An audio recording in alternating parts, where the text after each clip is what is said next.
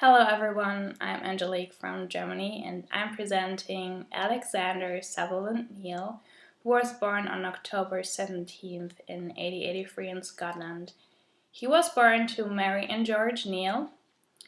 Both were teachers, so he was basically raised in a teacher family and he went to the school of his father, where he later worked as a student teacher. His experiences were colored by strict discipline, excessive control, and actually a Scottish method where students got punished with a strip leather.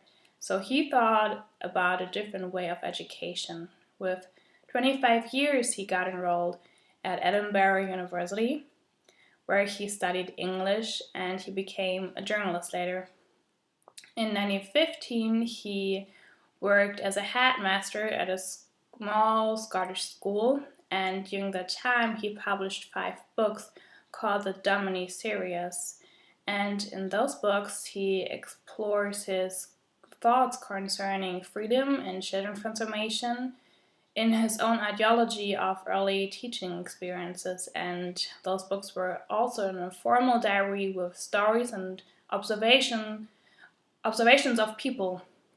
He had a friend, Homer Lane, who was an educator for delinquent adolescents, and he introduced Neill to Freud's new philosophy, and that philosophy claims that children possess an innate goodness. In fact, Neill's understanding of education got heavily influenced by psychologists of his time. In 1921, he became a co-director of a Dagfrau school, and that was here in Germany, in Dresden. And Neill began to feel that the staff was more interested in education than in children. And soon after that, after World War I, families had financial issues and they were not able to pay for school, so they began removing their children from school, and Neill thought it would be time to leave. Soon after that, he opened a school in an Austrian town called Sonntagsberg with Lilian Neustädter, who became later his first wife. But he had a conflict with townspeople about his way of education, so he thought it would be best to dismantle the school. In 1923, he returned to England and he found a house called Summerhill, and he thought that would be the best place to establish his experimental school with success. He enrolled children and he wrote a different book, The Problem Child, where he clarified his ideology of freedom as a protest of his early experiences. But soon after that, the school had to move because they wanted to expand, and the school offered more activities to help students develop and grow, such as weekly community meetings where students could transfer their emotions to the community, work together, and thinking about rules they could apply. Lilian, his first wife, died in 1944, and soon after that he married Ina Wood. They oversaw the school together and got a daughter. In 1973, Neill died and Ina retired in 1985, so their daughter Zoe took headmistress. Neill claimed the existentialism philosophy with an emphasis on freedom and choice. So this is basically that humans need to define their own meaning of life and try to make rational choices. And he claimed that individuals are entirely free, must take personal responsibility for themselves. And he was dissatisfied of the traditional schooling with its lack of freedom, democracy, and self-determination.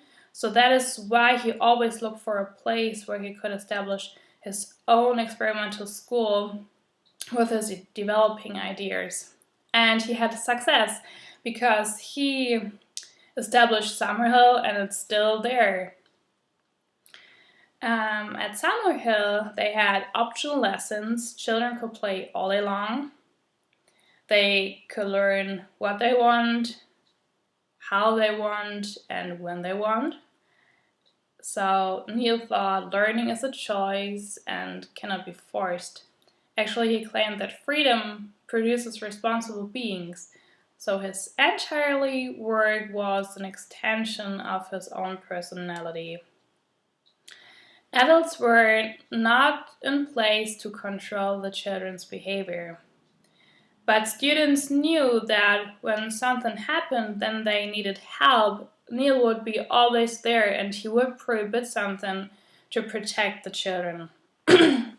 Neill had actually a great impact on education because it was a totally different way of education.